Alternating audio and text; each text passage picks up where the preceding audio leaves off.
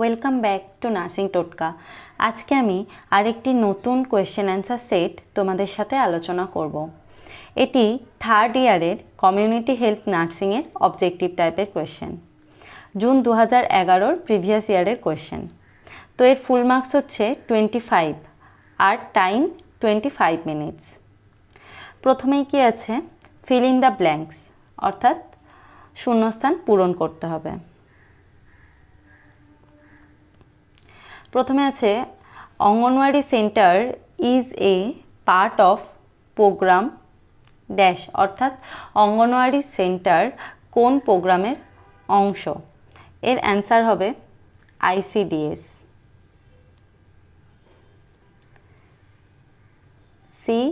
CDS, ICDS প্রোগ্রামের অংশ হচ্ছে অঙ্গনওয়াড়ি সেন্টার। 10th 5 ইয়ার প্ল্যানে আইসিডিএসের সাথে অঙ্গনওয়াড়ি সেন্টারকে লিঙ্ক করা হয়েছে। মেনলি রুরাল এরিয়ার ক্ষেত্রে এই অঙ্গনওয়াড়ি সেন্টার বা আইসিডিএস বেশি গুরুত্বপূর্ণ এবং বেশি কাজ করে। আইসিডিএস বা integrated child development service start হয়েছিল 1975 সালে ইন্ডিয়ান গভর্নমেন্টের দ্বারা। তো আইসিডিএস স্কিমে 6 রকমের সার্ভিস দেওয়া হয়। সেগুলো কি কি সার্ভিস দেওয়া হয়? সেগুলো হচ্ছে supplementary nutrition, pre school non formal education, অর্থাৎ প্রি স্কুলার বাচ্চাদেরকে নন ফর্মাল এডুকেশন দেওয়া হয় আইসিডিএসে।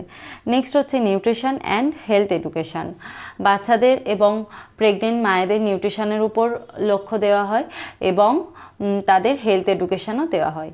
নেক্সট হচ্ছে ইমিউনাইজেশন দেওয়া হয় বাচ্চাদের এবং হেলথ চেক আপ ও রেফারেল সার্ভিসেস দেওয়া হয় আইসিডিএস থেকে। নেক্সট আছে a good dash system is an essential component of health care system. এর অ্যান্সার হবে এ গুড রেফারেল সিস্টেম।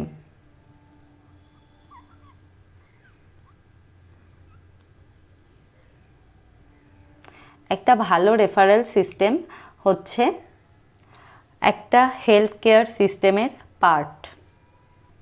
আমরা প্রথমে জেনে নিই রেফারেল সিস্টেমটা কি। রেফারেল হলো একটি প্রসেস যেখানে একটি লেভেলের হেলথ সিস্টেমে হেলথ ওয়ার্কারের কাছে যদি সাফিসিয়েন্ট পরিমাণে রিসোর্স না থাকে, যেমন ড্রাগস বা ইকুইপমেন্ট বা স্কিল যদি না থাকে, তাহলে একটি ক্লিনিক্যাল কন্ডিশন সে ম্যানেজ করতে পারে না। সুতরাং সেই ক্লিনিক্যাল কন্ডিশনটা ম্যানেজ করার জন্য হায়ার লেভেলে বা বেটার কোনো রিসোর্সের প্রয়োজনে যখন সেই পেশেন্টকে রেফার করা হয় অন্য হায়ার কোনো সিস্টেমে, সেটাকেই বলা হয় রেফারেল সিস্টেম।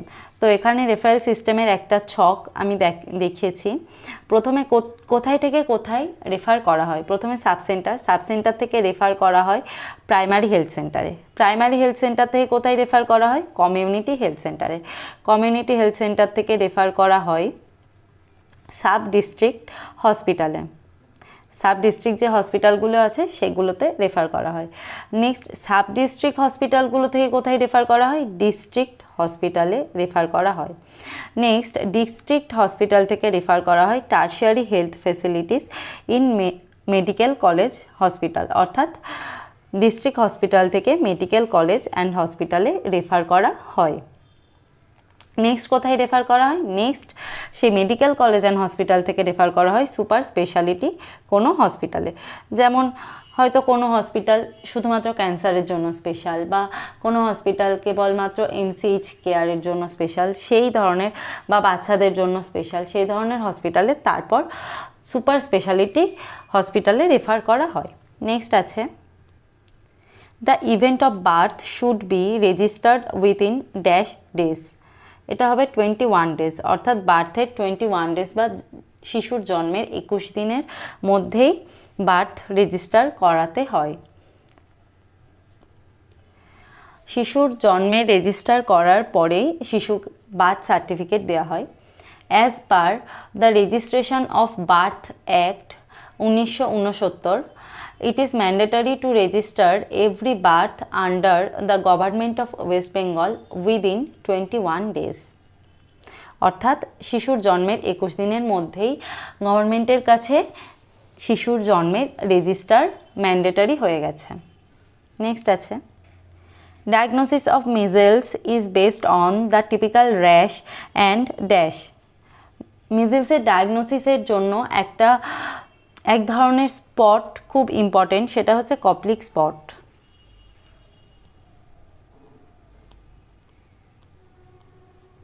এটা মিজেলসের ডায়াগনোসিসে খুব ইম্পর্টেন্ট ভূমিকা আছে। এইগুলি হচ্ছে কপ্লিক স্পট। এইগুলি হচ্ছে কপ্লিক স্পট, এগুলি মুখের মধ্যেই সবার প্রথম দেখা যায়। তো measles is a serious viral infection for small children. এটি এয়ারের মাধ্যমে ছড়ায়, রেসপিরেটরি ড্রপলেটের মাধ্যমে। যে ইনফেক্টেড পার্সনের রেসপিরেটরি ড্রপলেট যদি কোনো বাচ্চার সংস্পর্শে আসে, সেক্ষেত্রে মিজেলস ছড়ায় স্নিজিং বা কাফিংয়ের মাধ্যমে।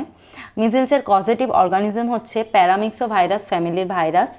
মিজেলস বা রুবিওলা প্রি ইরাপটিভ স্টেজে কপ্লিক স্পট দেখা যায়।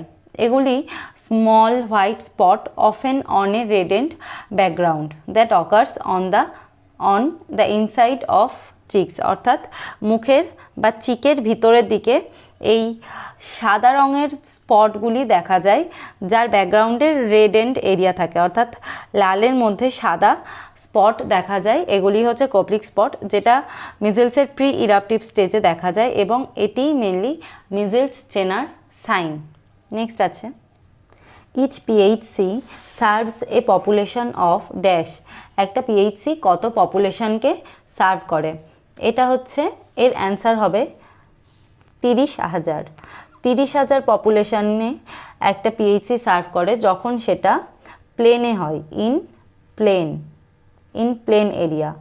আর 20,000 পপুলেশনকে সার্ভ করে, 20,000 বা 20,000 পপুলেশনকে সার্ভ করে যখন সেটা ট্রাইবাল বা হিল্লি এরিয়া হয়।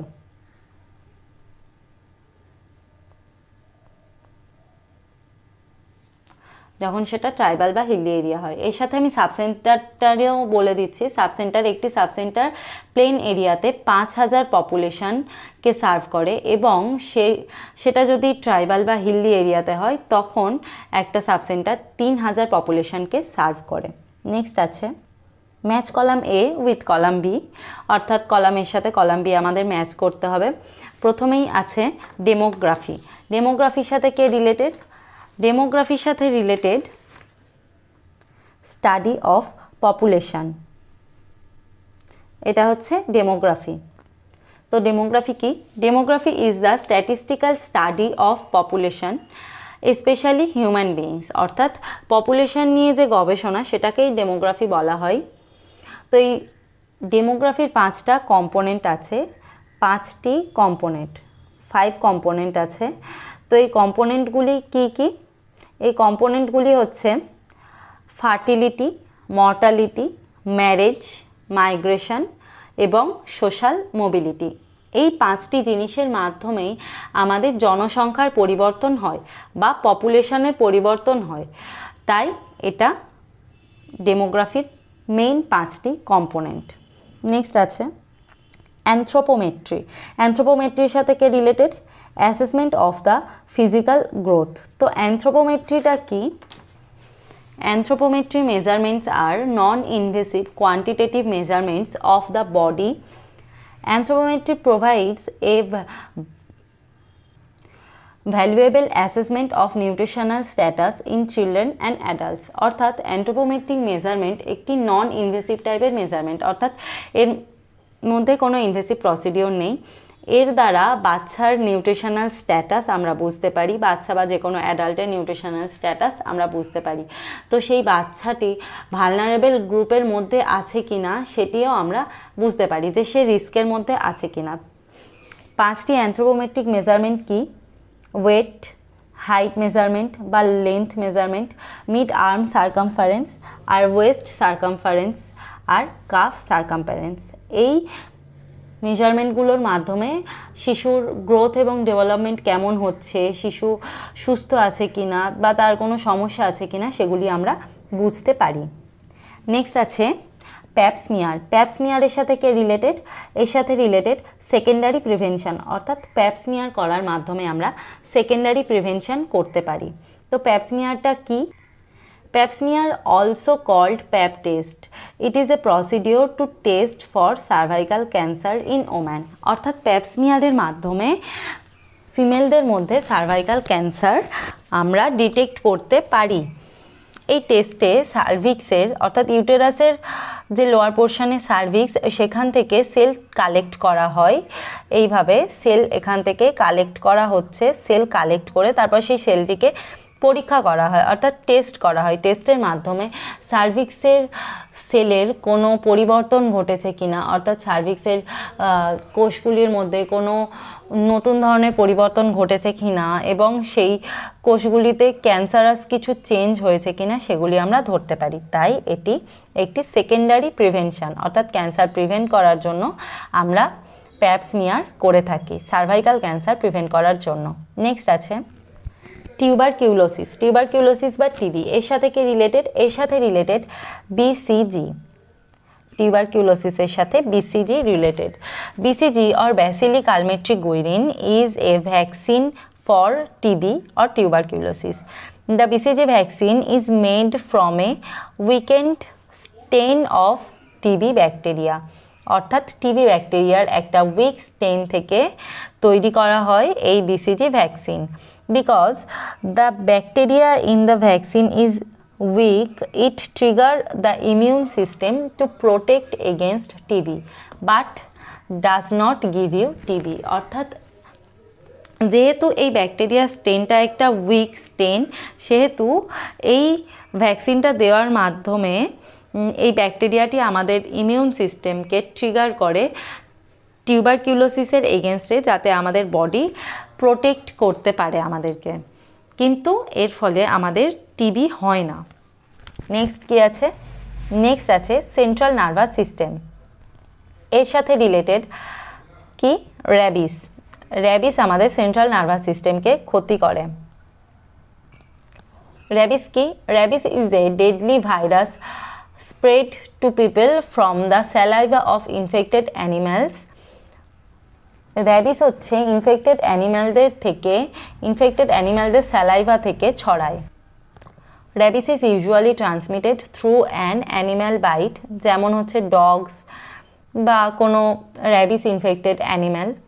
যদি কোনো ব্যক্তির র্যাবিস হয় তাহলে কোনো এফেক্টিভ ম্যানেজমেন্ট সেইভাবে নেই। তাই যদি কেউ র্যাবিসে এক্সপোজ হয় বা তার সন্দেহ হয় যে সে র্যাবিসে এক্সপোজ হয়েছে, অর্থাৎ হয়তো তার কোনো কুকুরে কামড়ে দিয়েছে বা বেড়ালে আঁচড়ে দিয়েছে এবং সেখান থেকে ব্লিডিং হয়েছে, সেহেতু অবশ্যই অ্যান্টি র্যাবিস ভ্যাকসিন নেওয়া উচিত। এটাই একমাত্র ম্যানেজমেন্ট র্যাবিস থেকে প্রোটেকশন পাওয়ার জন্য। নেক্সট আছে সেন্সাস। সেন্সাসের সাথে কে রিলেটেড? এর সাথে রিলেটেড 10 ইয়ার্স, অর্থাৎ সেন্সাস আমাদের হয় 10 বছরের ইন্টারভ্যালে। A census is an official survey of the population of the country that is carried out in order to find out how many people live there and obtain details of such things as people's ages and jobs. Census 2011-তে last হয়েছিল ইন্ডিয়াতে। 2021 সালেও census হওয়ার কথা ছিল, কিন্তু COVID-19 প্যান্ডেমিকের জন্য সেন্সাস 2021 সালে হয়নি। তো লাস্ট সেন্সাস হয়েছে 2011 সালে। নেক্সট আছে ইউনিসেফ। ইউনিসেফের সাথে কে রিলেটেড? এর সাথে রিলেটেড হেলথ এজেন্সি, অর্থাৎ ইউনিসেফ হলো একটি হেলথ এজেন্সি। ইউনিসেফের ফুল ফর্ম কি? United Nations international children's emergency fund. 1946 সালে তৈরি হয়েছিল ইউনিসেফ, ওয়ার্ল্ড ওয়ার 2 পরে। United Nations international children's emergency fund এটি চিলড্রেনদের এবং ইয়াঙ্গার পিপলদের জন্য কাজ করে। কেন?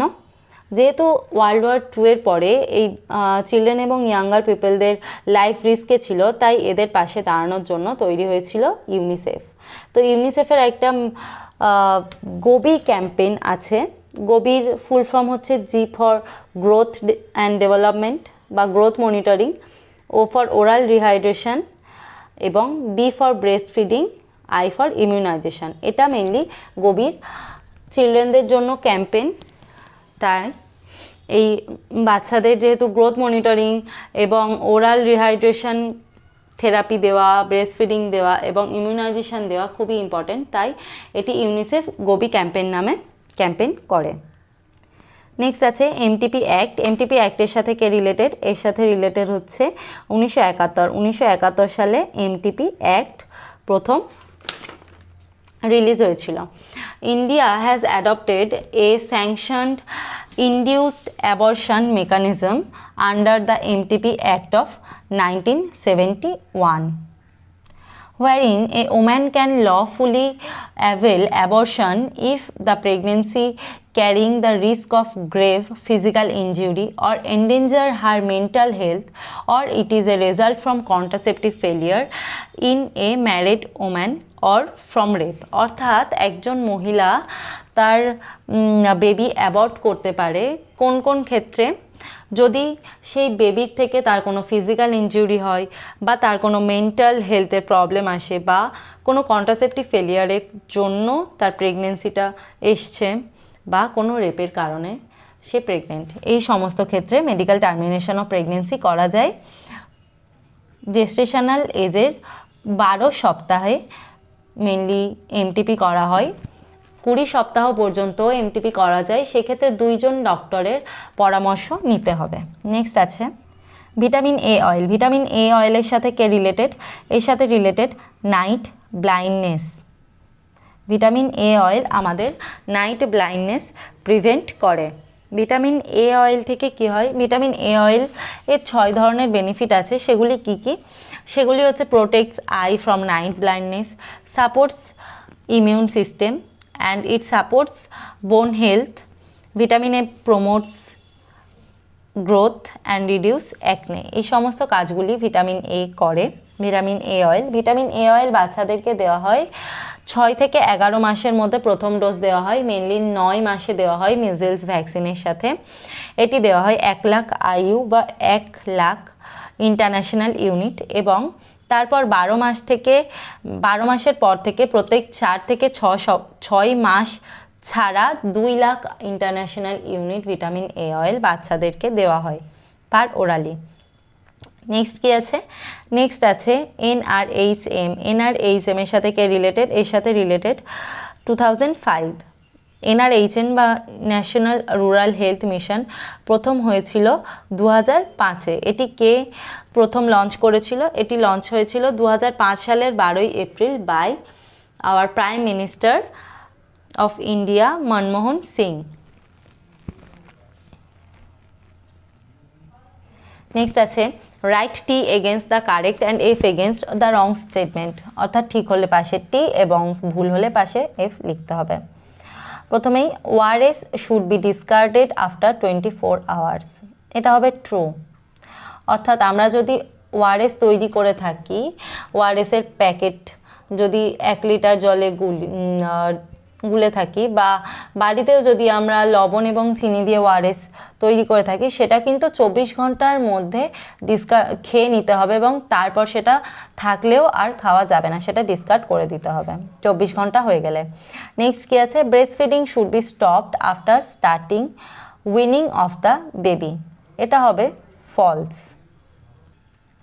ব্রেস্ট ফিডিং আমাদের জন্মের 30 মিনিট থেকে 1 ঘন্টার মধ্যে শুরু করতে হবে বাচ্চাদের, কিন্তু তার মানে এই নয় যে যখনই বাচ্চা 6 মাস পর থেকে উইনিং বা কমপ্লিমেন্টারি ফিডিং শুরু হলো, অর্থাৎ বাচ্চাকে বাইরের খাবারও ধীরে ধীরে ইন্ট্রোডিউস করা হলো, তখন থেকে বাচ্চাকে আর ব্রেস্ট ফিডিং করানো যাবে না, নয়, সেরকম নয়। তারপরেও বাচ্চাকে ব্রেস্ট ফিডিং করাতে হবে 2 বছর বয়স পর্যন্ত। অর্থাৎ বাচ্চা কমপ্লিমেন্টারি ফিডিংও খাবে এবং ব্রেস্ট ফিডিংও করবে। নেক্সট আছে Carter Singh committee was formed in the year 1967। এটা হবে ফলস। এটা তৈরি হয়েছিল 1973 খ্রিস্টাব্দে। নেক্সট কি আছে? নেক্সট আছে the puppet show is a one way communication. Puppet show হচ্ছে এক ধরনের ওয়ান ওয়ে কমিউনিকেশন। এটা হবে true.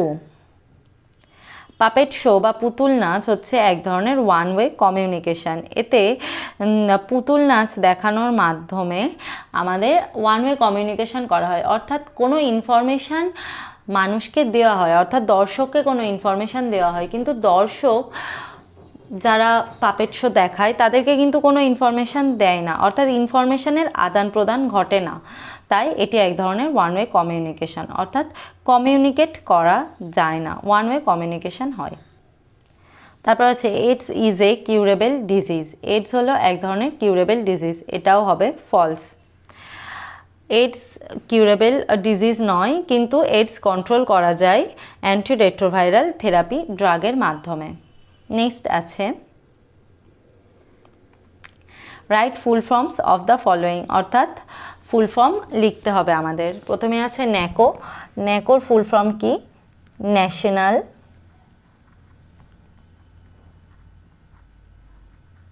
AIDS control organisation.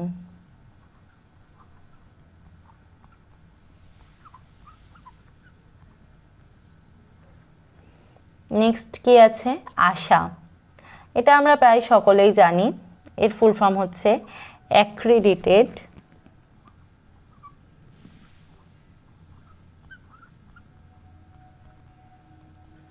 Social health activist.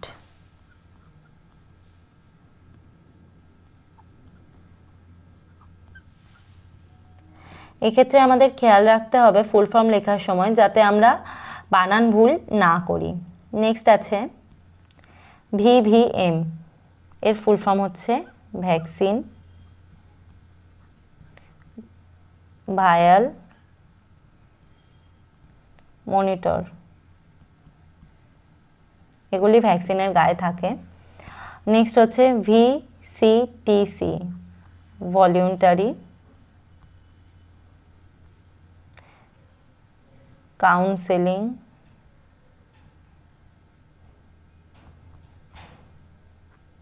And testing centre. Next আছে আইসিডিএস। এর ফুল ফর্ম হলো ইন্টিগ্রেটেড